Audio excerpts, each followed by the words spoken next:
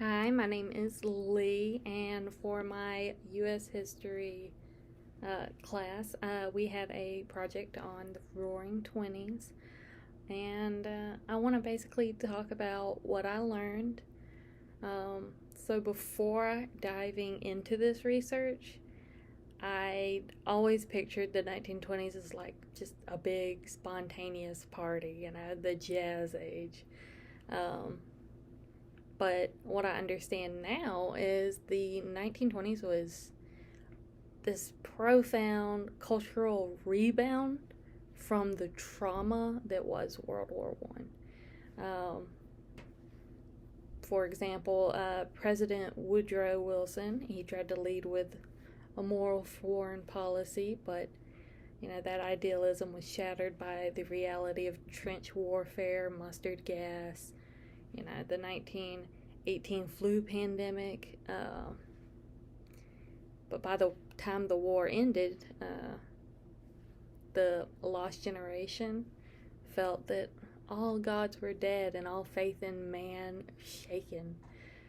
Anyway, I didn't realize before how much the 1920s was like a frantic attempt to bury that trauma under the noise of the like assembly line and the neon lights of Hollywood.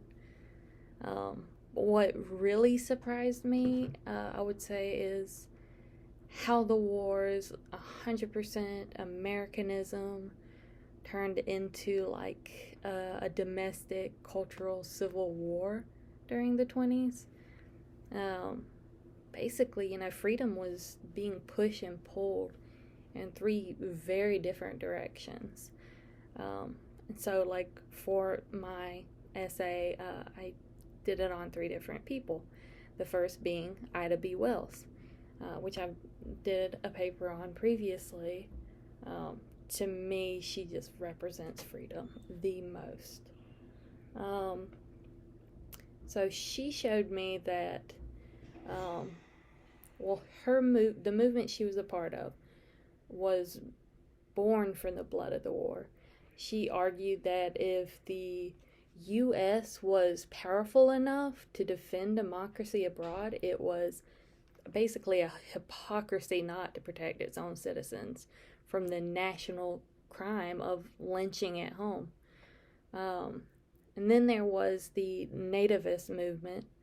So I previously thought of the melting pot as a constant in American history.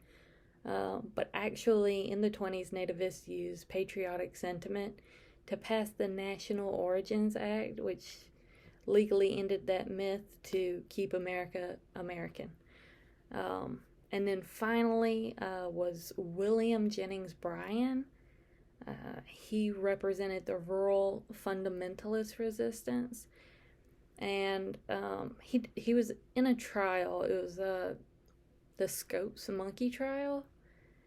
He fought against the bloody brutal doctrine of evolution, and that for people like Brian, freedom meant the right of local communities to protect their religions from secular evil of modern science.